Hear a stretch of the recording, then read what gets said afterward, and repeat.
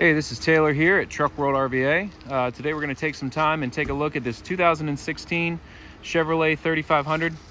It's a Duramax powered service truck, full crew cab, four-wheel drive, Allison automatic transmission. Has a 9-foot Adkins service body on it. Tall cabinets on both the driver and the passenger side, so even though it's only a 9-foot, it's got tons of storage space inside of it. It has an AutoCrane 3203 electric over hydraulic crane with a 3,200 pound maximum capacity.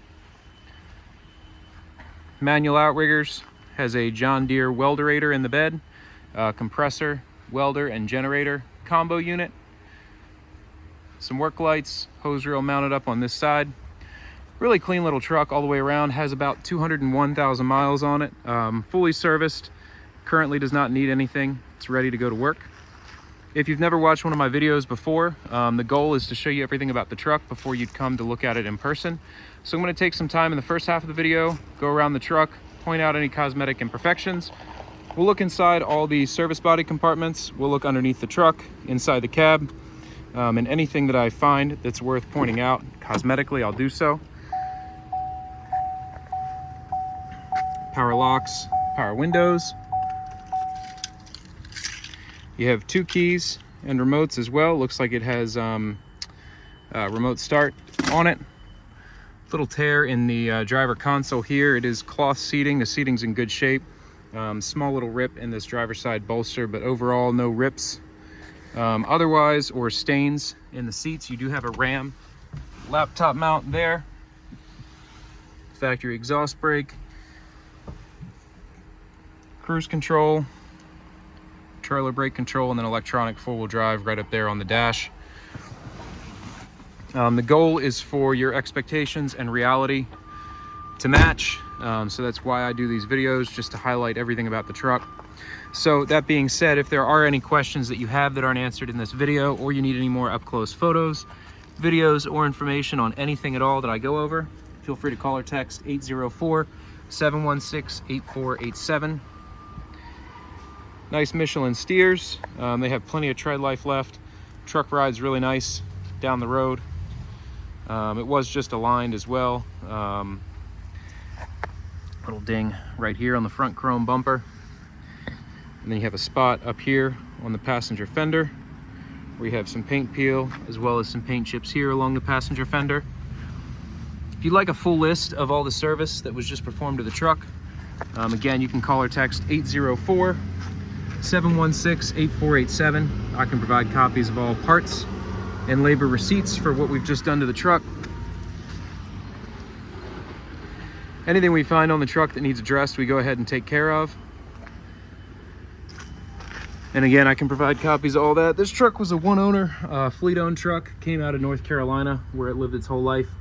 See, there's some dirt and dust and whatnot up underneath of it, but no rust to speak of anywhere on the truck.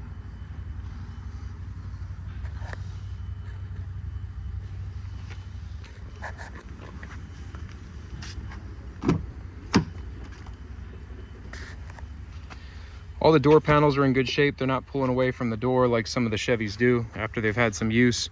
Honestly, interior is really clean considering the miles the vehicle has. Again, it's a 16 with around 200,000 miles. You have a little area of paint peel here on the passenger door. Color match handles look great. It's a big upgrade over the black plastic handles on the lower trim Chevrolet trucks. No rear seats in the back. It does have some of this wooden shelving unit here, kind of a homemade unit, but does the job. Tons of additional storage, great space to store your laptops, diagnostic equipment, sensitive tools. So even though you only have a 9-foot bed, you have the taller cabinets on both sides, and then with the additional cab space, it's got a lot of storage in it. The front of the service bed does have some rock chips, kind of typical area here where it catches rock chips going down the road.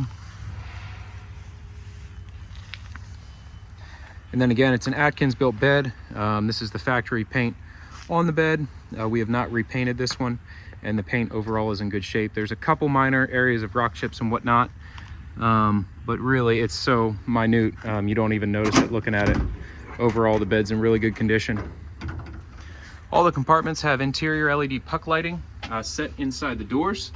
Provides a lot of light which is super nice. This is obviously set up as a torch cabinet here. You have the easy track system along the sides. Set your torches in there. It's taller to accommodate those bottles. On the left-hand side, you have a couple sets of shelves here. And then floors are dry. No rust or damage to any of the bin floors. Really clean bed. I know I've said that like 3 times already, but just a really tight bed. And I'm a big fan of Adkins bodies in general, so that helps. This is your wheel well compartment here. You have the light tucked up inside of there. Some extra dividers laying there for that shelf. All the latches are tight. They all close, latch, and lock as they should. We do have the keys as well, and they're all keyed the same way. You have this nice drip rail that runs along the entirety of the bed. There's no water intrusion at all inside of the bed. You have a little bit of paint failure there. This is your master lock system. You push that in, throw a padlock through there. You can lock the entire side all at once. Lots of exterior work lighting. You have your LED lights on the back, as well as another work light up front right there. Got to look at where I'm pointing. This is your crane compartment here. So it's, I can't really see the load chart, but the sun's shining on it. There we go. 15 feet 4 inches is the maximum extension. Again, 3,200 pounds maximum reach. You have your lighting right there on the door. There's your master disconnect there for the crane. It is a wired factory remote, so it's not wireless. We can convert it to wireless. I'm happy to get you a quote on that. It's not too bad. It'd probably be an aftermarket unit, but under $1,000 you can easily convert that to a wireless unit. You have your tow hitch receiver down here. Inside of the bed you have some tie downs, as well as the John Deere welderator there, and then your hose rails mounted up top there. Pretty small bumper, not really a workbench or a bumper, so you don't have a lot of workspace on the back. This vise does not work. And then manual outrigger jacks as well. A couple spots of paint chipping on this door. Another compartment set up with some shelving here. It does also have the interior tab system, so you can easily move these shelves up and down, relocate them, take them out. You know, whatever fits your tools the best, you can easily reorganize how the shelves are set up. Again, Michelins all the way around. Truck ride's really nice down the road. You can see the bed floor if I peek up in there.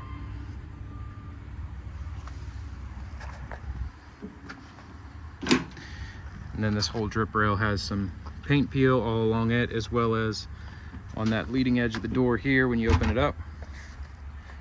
Set up same as the other compartment on the passenger side, just one long shelf in it. And some more chips right there on that door. And then again, you have the double tall cab, so a tall cab on the driver's side front bin as well. This bin additionally has a full set of drawers. So again, I know a lot of people are stuck on having an 11-foot bed. Looks like we need to clean these out. But having the double tall cabinets and then that extra cab space, you know, you end up with a lot more space for tool storage, maybe even more than a single cab with an 11-foot bed.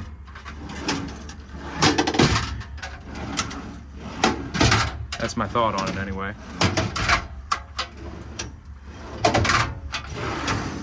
Really nice drawer system though. All the drawers slide, latch in place.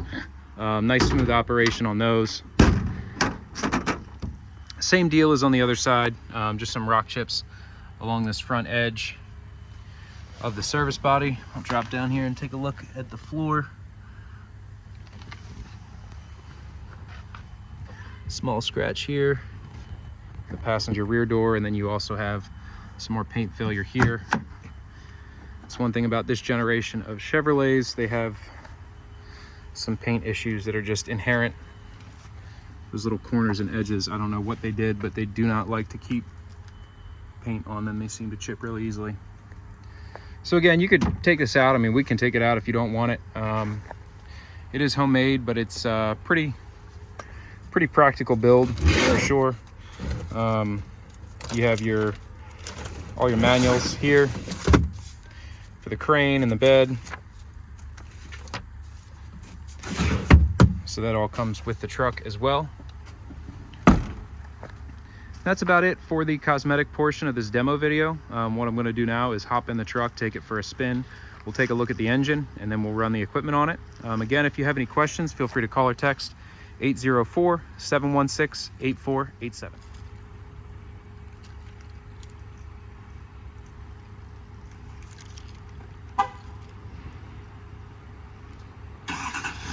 Got it. So apparently you lock and then you just hold in, you don't press twice. I guess I'm used to the Fords. So remote start is functional. WeatherTech floor mats, I know that's not really a huge deal, but that is a nice thing to have. 201, 102 on the miles. Looks like we need to put some more def in it. Again, you have your four-wheel drive on the dash here. Let's see. I was curious if it had a rear camera. It does not appear like it does.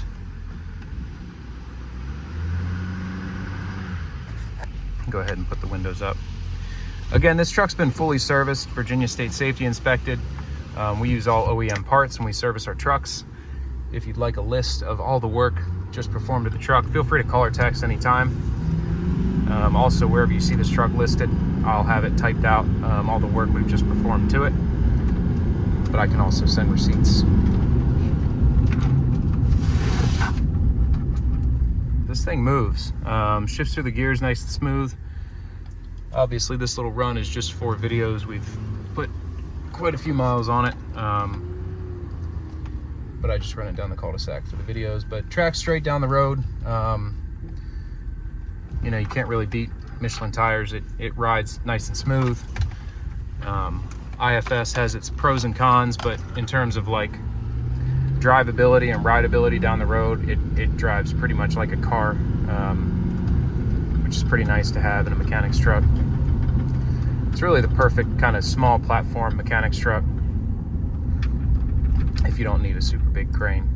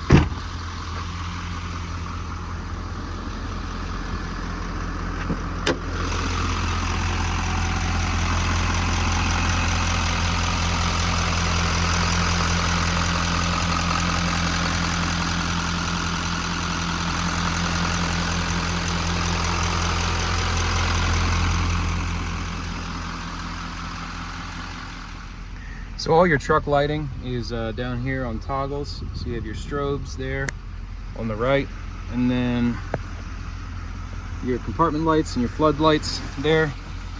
Obviously they are aftermarket switches, but they're done tastefully enough. Being that it is a 3500, you don't have the upfitter switches like you'd have in a Ford. But again, they're not loose or rattling around like some aftermarket switches can be. They're pretty well done. So you have your strobes in the front here, in your grille. And then you have your floodlights on the fronts of both bins. Driver's side has a floodlight as well.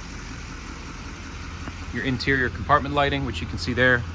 Obviously I'm in full sun, but that lights up pretty bright. It's just hard to tell when it's the middle of the day. You have rear strobes, rear floodlights as well.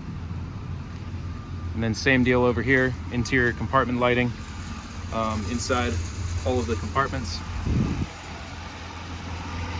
And then one more strobe over here on the driver's side additionally. So really well equipped in terms of lighting. You really wouldn't have to add any strobes or lights at all to this unit. So as I talked about, it is a wired remote, but you do have plenty of reach on the tether, so you can get pretty far away. I'd say I'm about, I don't know, it might be about 25-30 feet of tether right there.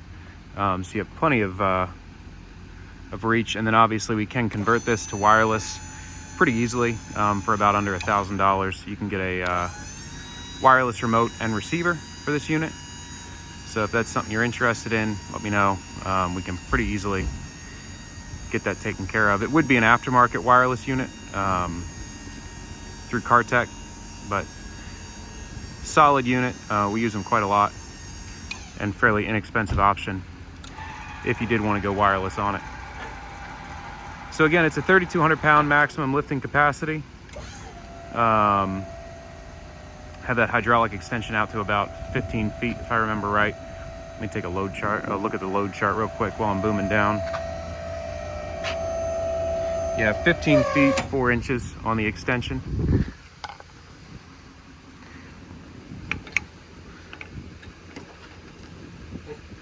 Kind of hard to do this one-handed. At least the pulley block isn't very heavy. There's it unhooked, so let me winch down and I can boom out.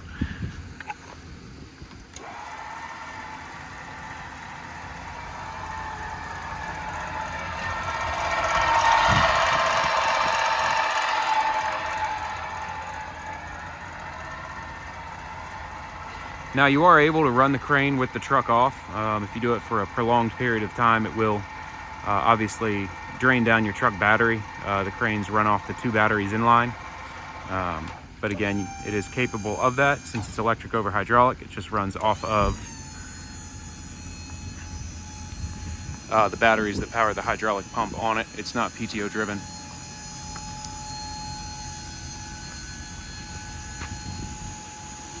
Another nice thing on this specific AutoCrane is that a lot of the smaller electric over hydraulic units are a single stage hydraulic extension, meaning one stage will extend out hydraulically, and then your final stage is a manual pin pullout.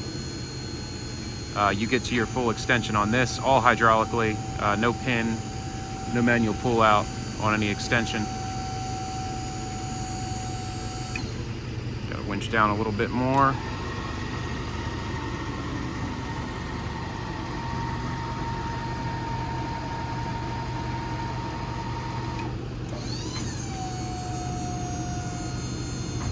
There's your full boom reach right there. Again, that's about 15 feet, 4 inches. Inner boom is clean all the way down both sides. Crane works just like it should, no hiccups. Decent speed for an EH crane. So there's no proportion on this, you can't control the speed. But again, it's about just what you'd want from a speed perspective. You can still set it in fairly easily to set your load.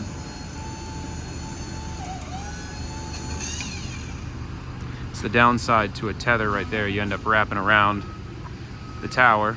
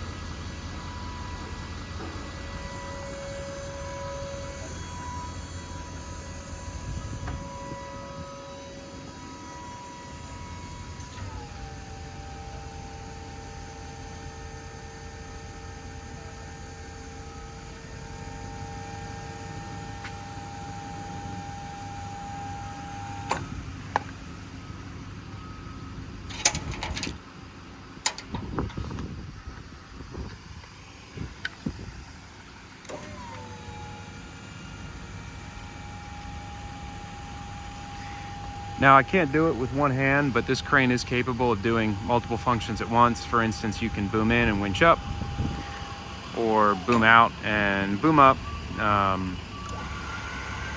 Again, with one hand, it's impossible holding the camera here, but you are able to do 2 functions at once with this crane.